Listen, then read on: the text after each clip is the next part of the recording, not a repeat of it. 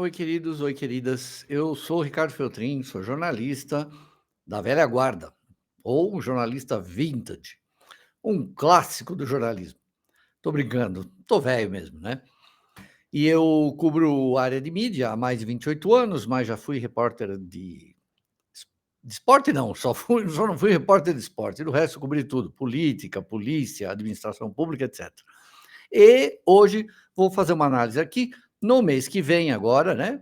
Em abril, a Globo está fazendo 60 anos. Eu já não vou esperar chegar até lá para fazer a análise, vou aproveitar uma entrevista que saiu no jornal O Globo hoje, do chefão todo-poderoso, senhor nababesco da Globo, o todo-poderoso Amaury Soares, cara que está há décadas lá na Globo, é hoje o cara que manda basicamente em tudo que tem lá. Ele é, por origem, ali na área de jornalismo, mas ele já trabalhou em outras áreas também. Ex-senhor Patrício Poeta. E ele deu uma entrevista no jornal o Globo e, de certa forma, tentando explicar aí o momento atual da emissora, tentou explicar aí o fracasso que está dentro do horário nobre, o que está acontecendo na novela Mania de Você, justificando. Eu vou ler alguns trechos aqui, mas, de uma certa forma, essas explicações que ele dá, eu estou falando que é um vexame histórico, porque esse é o pior ano até o momento da história da Globo. Financeiramente? Não, financeiramente a Globo está ainda muito bem. Tá lá seus tropeços, não é nem perto do que ela faturou nos anos 80, 90, 2000, né? Muito menos do que faturou nos anos 70, né? Governo militar, até ali 85, quando ela nadava de braçada, né? No dinheiro público, no dinheiro federal. Esse ano, como eu já contei aqui outro dia, né, anteontem, no Jornal dos Feltrinos, ou mais conhecido como o Jornal dos Coices, o governo federal e as estatais, né, um furaço da Folha, vão gastar 3,5 bilhões de reais em publicidade, né? E isso vai entrar por meio do governo federal em toda a mídia e certamente a Globo vai mordiscar bastante dinheiro disso aí. E muitos influencers também, que são aí do lado da patota do governo. Enfim, e a Globo, obviamente, vai morder bastante aí, principalmente das estatais. Afinal, são mais ou menos 15 bilhões de reais de faturamento que a Globo tem por ano. Obviamente está gastando bastante, tem bastante dívida não, né, tem 5 bilhões de dívida, hoje a Globo, e ela está sentada em cima de 5 bilhões de dinheirinho líquido. Então, tá tudo ali, tá tudo bem. Então, o Amaury Soares deu a entrevista e ele justificou aí algumas coisas que eu vou ler para vocês aqui. Então vamos lá. O que ele falou sobre a baixa audiência de Mania de Você? Então vamos lá. Ele falou: ó, na segunda-feira, agora, né? Mania de Você deu 30 pontos no Rio, mas não chegou nem a 25 em São Paulo. Desde o começo, a audiência em São Paulo não foi muito diferente em relação ao resto do Brasil. Por quê? Quais as questões dessa história, da maneira como foi contada, que geraram conexão menor em alguns lugares do que em outros? As performances em certas cidades e regiões do Brasil estão dentro ou acima da meta. Em outras, não. Não foi o que a gente esperava, como é o caso de São Paulo. Então, ele estava explicando isso, né? Estamos debruçados em cima disso, discutindo as questões dessa dramaturgia que o autor desenvolveu ao longo dos últimos anos. Uma dramaturgia, segundo ele, mais sofisticada.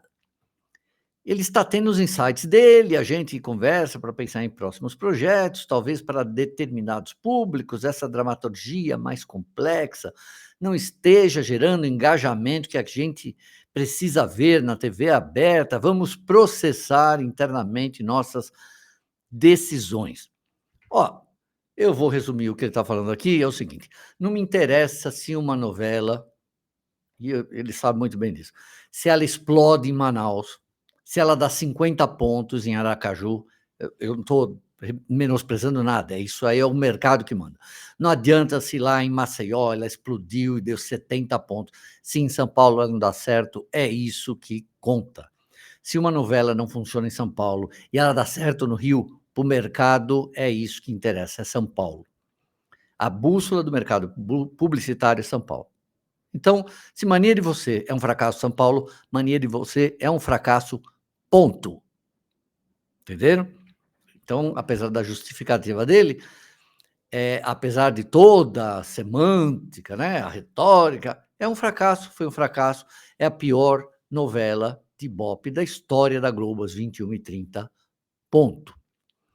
Que mais? Ele falou aqui também que a Globo não proibiu criar um casal gay, Mania de Você, mas bloqueou ali na novela das 6, né? Vamos lá. Ele afirmou que a Globo não pretende produzir novelas com menos capítulos para a TV aberta, que era uma coisa que 3, 4 anos atrás eles queriam fazer. Além de adiantar que não há previsão de novos remakes após Vale Tudo. Vamos ver, né? Vamos ver. Ele falou: se tiver uma boa ideia de remake, tudo bem. As boas ideias que tínhamos na mesa fizemos. E até agora, só Pantanal foi razoável, né? Nesse momento não temos outras, mas podem surgir. Temos uma grande oferta de coisas boas, histórias, pipi, popó, né?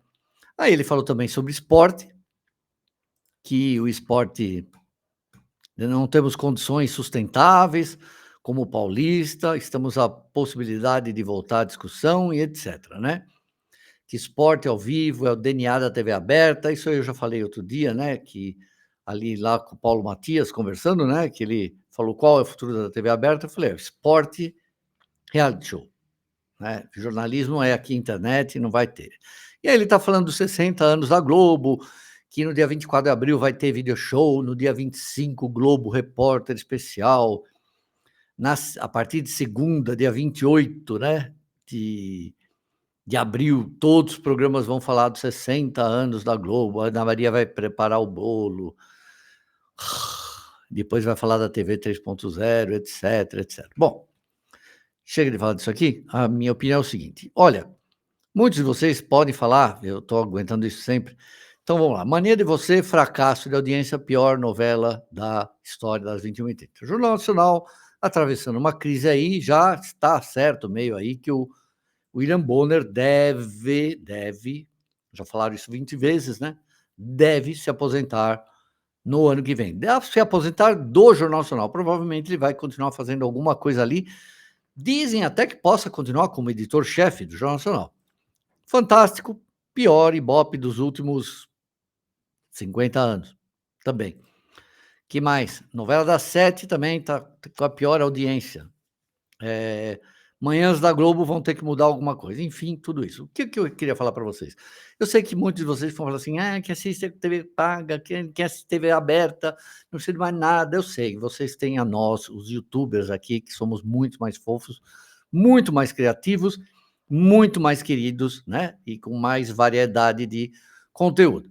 Mas, para mim, que sou dos anos 60 e cresci com a Globo dentro de casa, não tinha TV paga, não tinha streaming, eu nunca pensei que eu fosse usar um título como esse daqui na minha vida. Primeiro, eu achei que eu nunca ia cobrir TV, né? É um mistério. Eu não sabia se queria ser químico ou músico, então eu acabei virando jornalista. Mas, veja só, eu jamais imaginei que eu fosse fazer uma afirmação dessa, que a Globo realmente virou algo absolutamente irrelevante na cultura brasileira.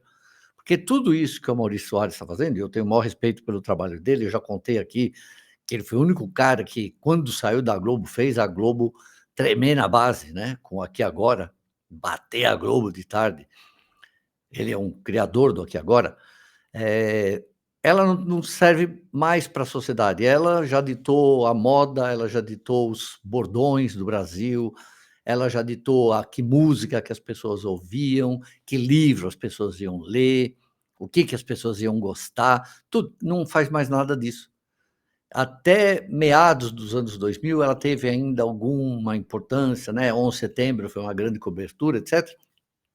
Mas conforme a internet foi crescendo, aí com a chegada do streaming, depois com o YouTube e tudo mais, ela deixou de ter qualquer relevância. Então, hoje, a Globo, do ponto de vista cultural e jornalístico, ela é absolutamente irrelevante. Eu fiquei extremamente surpreso com a cobertura da Globo esse fim de semana, com o caso Embeleze lá, do doutor Itamar Serpa, porque fazia muito tempo que não aparecia uma grande matéria como essa, que foi feita muito bem apurada, né, porque a gente fica vendo aí uma matéria que você pega o Jornal Nacional todo dia, já saiu no YouTube, já está lá em todos os sites o dia inteiro.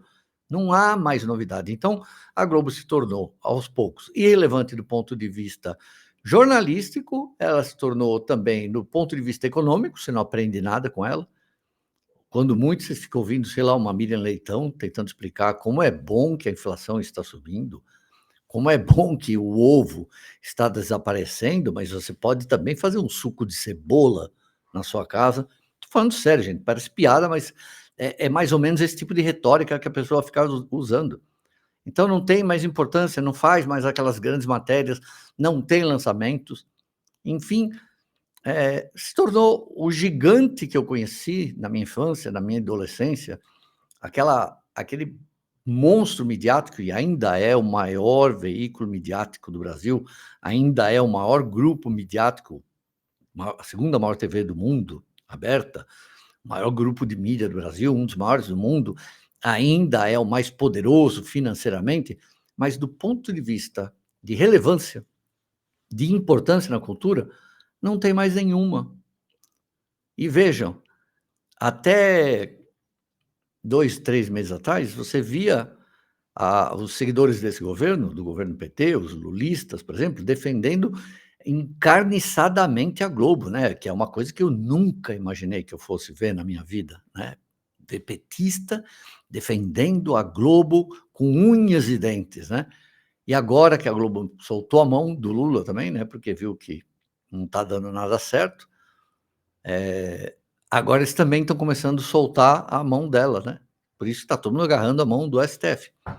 Eu fiz essa análise na semana passada, quem quiser ver, é só. Eu gostaria da opinião de vocês. Ai, se possível não ficar escrevendo: "Ai, eu não assisto a Globo há 20 anos". Se não assiste, tudo bem. Eu gostaria de saber a opinião de vocês sobre isso, né, principalmente das pessoas que têm mais ou menos minha idade, eu tenho 60. Gente, o Roberto Marinho, nos anos 70, nos anos 80, nós, né, a molecada, a gente falava, era o presidente do Brasil e o segundo cara mais poderoso do Brasil era o Roberto Marinho. A gente sempre falava isso, né, o cara tinha um poder de vida e de morte no Brasil, né.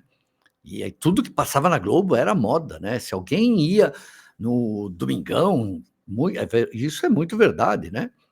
E a pessoa, se fosse uma banda, a banda explodia, se fosse um livro, o livro vendia. Tudo isso acabou, né. Quem diria? Eu preciso parar de falar tanto "né", né. Obrigado, queridos. Não esqueçam que de segunda a sexta você tem o jornal mais fofo do Brasil. É nada, é um jornal que dá coice em todo mundo aqui, mas as pessoas também pedem, né. Tem gente que tem fetiche por coice, ou pelo menos ganhar uns roxinhos, assim.